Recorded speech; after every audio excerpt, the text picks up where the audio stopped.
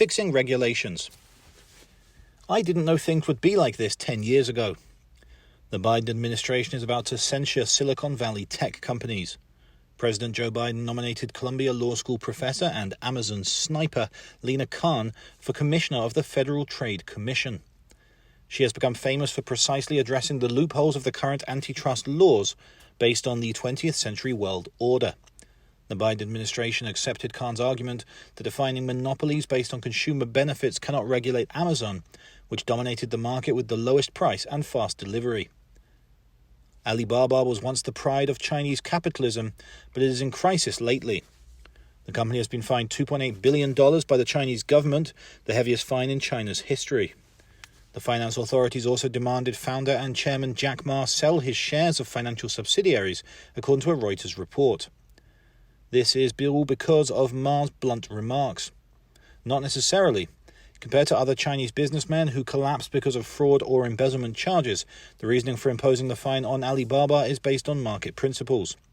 Alibaba is charged with forcing vendors on its shopping mall not to sell on other platforms. Countries around the world are reviewing their regulatory framework because the market has changed. They're trying to create an environment for new stars to be born and reduce the shadow of new industries. 10 years ago, the Obama administration nurtured Silicon Valley, but Biden, who was the vice president back then, is shaking big tech. Even China is creating different standards based on the nature of internet and platform industries. The Korea Fair Trade Commission wants to design a new order by creating laws for fair online platforms. But they lack understanding of the market, as they are drafting a law regulating even unprofitable startups for abusing platform influence. Controversies are repeated as the regulator sticks with existing regulations.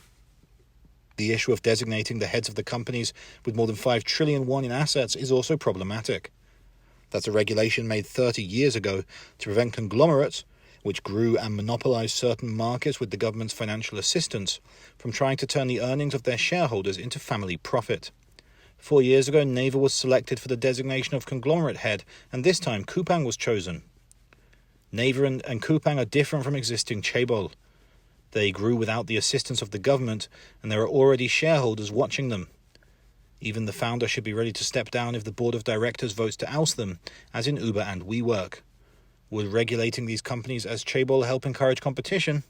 With so many old, new, and changing regulations, startups are forced to seek out executives with some sort of legal background.